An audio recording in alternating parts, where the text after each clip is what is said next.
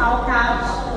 E assim, a gente decidiu colocar essa plaquinha porque é como a gente vê que seria, vamos dizer assim, o nosso intuito, né?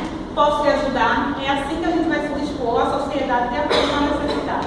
Então a gente vai falar um pouquinho do que a gente viu na visita. Bem, como todos já sabem, CAPS significa Centro de Atenção Psicossocial. O CAPS ele surgiu em 2002 com a intenção de buscar um tratamento mais humanizado, visando reintegrar o paciente à sociedade e acabando com a chamada indústria da loucura, onde os hospitais internavam pessoas que não tinham nenhuma doença clinicamente comprovada e, na maioria das vezes, indigentes, ou seja, as pessoas que tinham problemas com drogas ou bebida, elas eram internadas juntamente com pessoas que tinham problemas psicológicos, ou seja, em hospitais psiquiátricos. E não davam nenhuma importância para aquelas pessoas, mesmo sabendo que o problema dela era diferente daquelas pessoas que estavam com problemas mentais, porque eles só visavam o dinheiro, ou seja, a verba que o governo dava para tratar essas pessoas. Então elas ficavam cada vez mais ali internadas, sem ninguém se preocupar em dar alta, para que eles pudessem lucrar com cada pessoa que estava ali naquela instituição. Existe uma regra que é fundamental no caso, que seria a voluntariedade, ou seja, o dependente se dispor a ir buscar esse tratamento. Não ser obrigado, não ser imposto, nem pela justiça, nem por uma ordem, nem pela própria família levar a forçar. Tem que ter essa voluntariedade para que o tratamento funcione. Então, isso é uma regra fundamental, essa decisão que o paciente tem que tomar a partir de que ele reconheça que precisa ser tratado. Então, essa é uma das regras que é fundamental no caso. Então, falar um pouquinho da visita. Na visita realizada no caso de afogados, AD quer dizer algo de drogas, tipo 2 quer dizer que funciona nos 3 turnos, manhã, tarde e noite, tivemos o conhecimento que funciona da seguinte forma. Disponibilização de UAS. Isso aqui foi uma discussão que nós tivemos com os grupos. Conforme a gente foi lembrando dos pontos que a gente considerou importante, a gente foi colocando. Pode ter mais coisas que a gente tratar? Sim, claro. Porém, foram as coisas que a gente lembrou que a gente considerou importante. A disponibilidade de ruas, não são todos os casos, mas alguns têm, que seriam as unidades de acolhimento.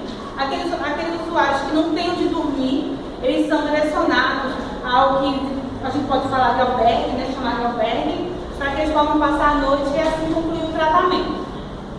Fornecimento para transporte. Para aqueles que necessitam, que onde eles residem, no caso, é um pouco distante, eles não têm condições financeiras de financiar a questão do transporte. A equipe redutora de danos, que ao meu ver seria onde a gente se enquadra mais, né? Que é a equipe de apoio que vai até a rua, abordar os usuários para tentar explicar a importância de se tratar, ou até mesmo visitar a pedido dos familiares aqueles mais resistentes ao tratamento. A equipe profissional qualificada que atuam no caso seria aquelas que todo mundo falou: psicólogo, psiquiatra, assistente social, enfermeiros, como a Carmen falou, aquela questão do educador físico, né? No caso do CAPS Afogados, recreadores, enfim, toda essa equipe que a gente já discutiu e vários grupos já citou. Nós iremos falar um pouco da triagem, que é tida como a porta de entrada. Ela funciona, o primeiro passo é identificar qual a maior necessidade do paciente, ou seja, o profissional irá ter uma conversa, uma entrevista, para ver o que aquele paciente mais necessita e, se possível, o que levou ele a estar naquela situação. O segundo passo é verificar qual o distrito melhor para atendê-lo. Porque muitas das vezes, muitas pessoas nem conhecem o caso, nunca ouviram nem sequer falar. Então, um amigo indica e ele vai sem saber que próximo à sua casa há uma unidade. Então, através dessa entrevista, o profissional ele também identifica se tem algum caso, alguma unidade perto da casa daquela pessoa para encaminhá-lo. Esse procedimento é feito por quem? Como a falta de alguns profissionais, os que estão na incumbência de fazer essa entrevista são os psicólogos psicólogos, terapeutas, os enfermeiros e os assistentes sociais.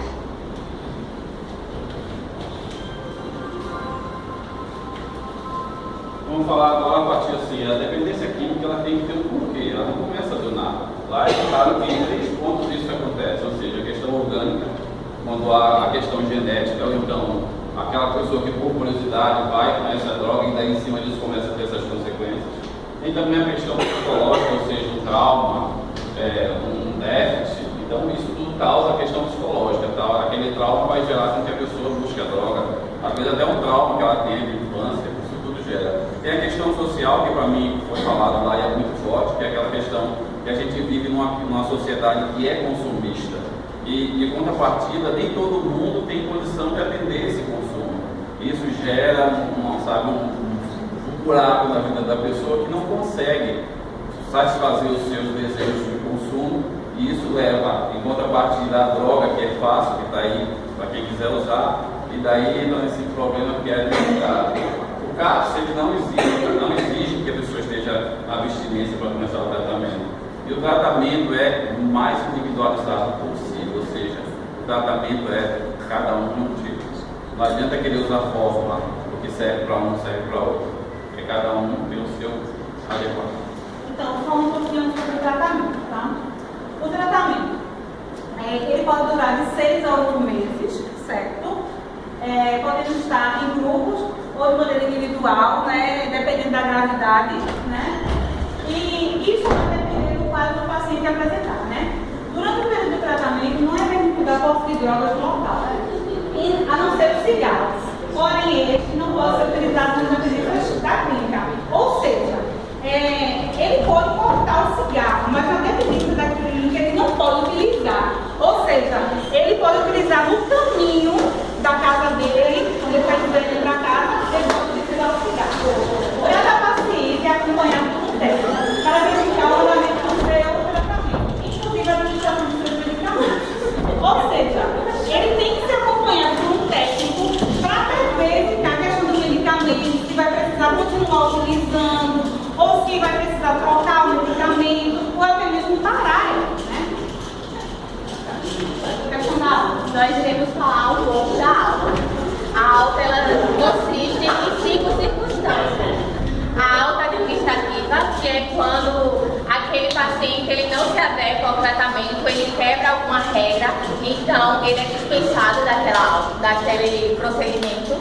A alta a pedido, que é quando o indivíduo está fazendo o tratamento e diz que não quer mais fazer e abandona.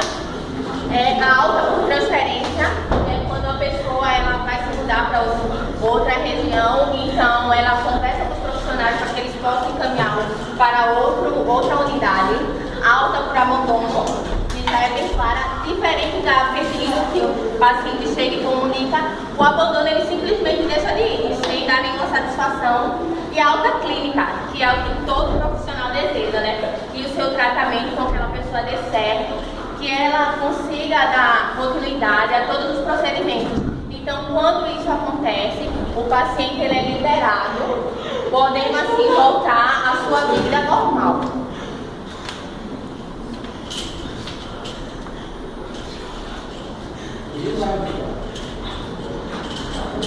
Vale se ressaltar que essa alta clínica é a mais desejada, é aquela que todo médico queria dar, mas nem todo ele consegue.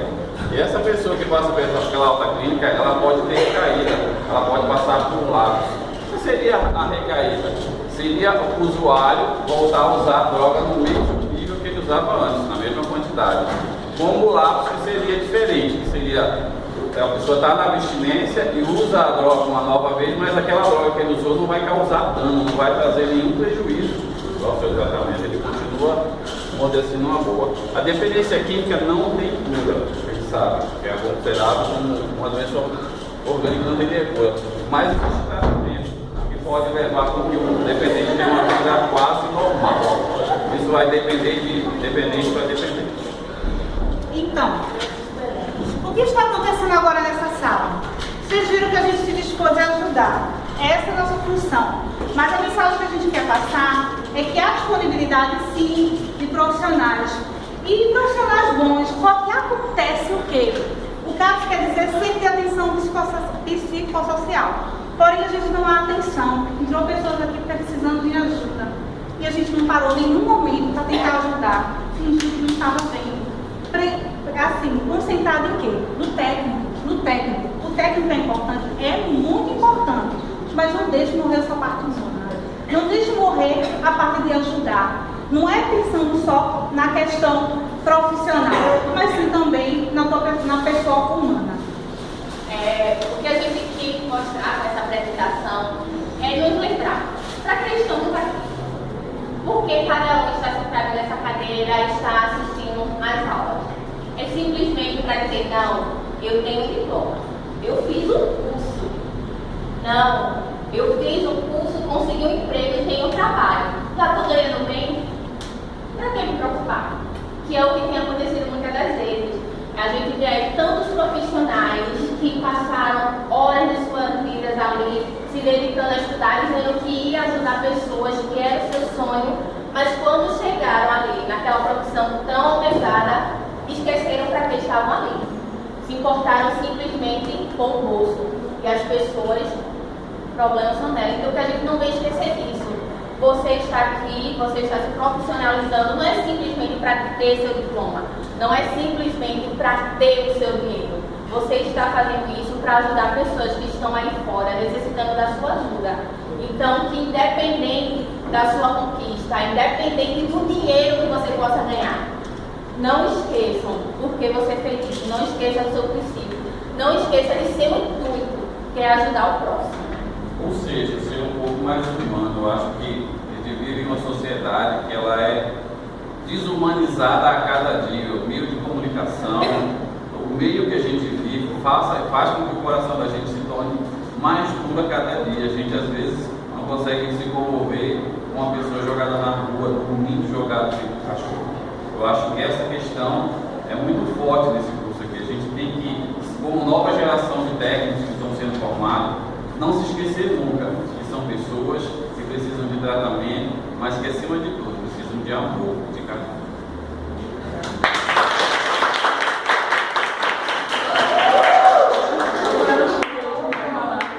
Como vocês puderam ver, eu interpretei uma jovem do qual era viciada em crack.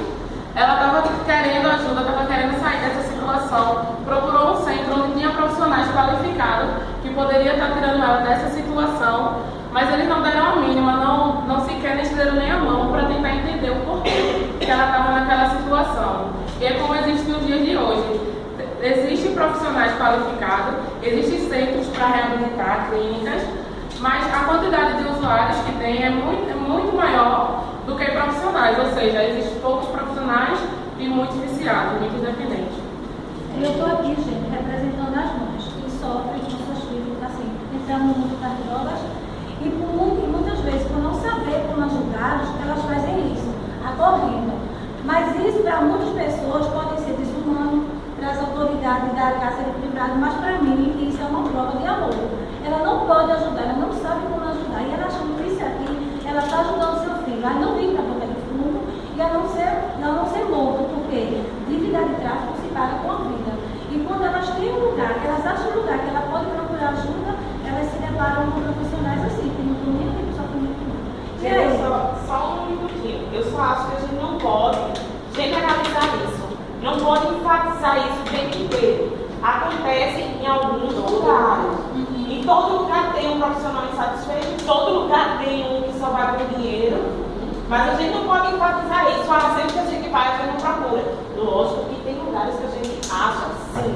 Mas a gente tá aqui enfatizando não é o local, não é o atendimento. A gente quer chamar atenção para a humanização, para a gente aqui, todos afirmar que a gente fazer a diferença, porque profissionais têm, competência tem, mas muitos já estão tipo máquina, não estão nem aí. Aí a gente vai fazer, a gente que está agora, está vivendo essa situação, vamos tentar fazer diferente, vamos ser mais humanos, porque um olhar diz tudo e a gente precisa disso. Uma mãe quando vai procurar ajuda para o seu filho, ela está desesperada. Se ela não pode ajudar, não sabe ajudar ela, mas ela também precisa de ajuda. Então é isso que a gente quer focar. A gente quer focar na humanização. O cara está tudo bem, tudo certo com ele. Vamos focar na humanização, no diferencial que nós vamos nos formar, que nós vamos dispor nesse fator que vai fazer a diferença. Achei muito bonita a apresentação de vocês, né? Até pela questão de vocês mostrando no olhar. Porque quando a gente vai lá para fora, o sistema, a maioria das vezes, faz com que a gente mude essa informação. E isso em todos os setores, desde dentro da sala de aula, como já tem muita gente desmotivada com o curso em si, principalmente depois que chega lá no trabalho. O sistema em si vai fazer, não. Aí você tenta, não muda e você... Então, é isso mesmo, a gente focar na humanização. Amanda, fala, a pessoa...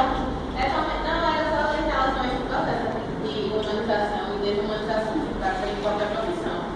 Eu acho que a professora citou um ponto certo de dizer que não são todos os profissionais são generalizados.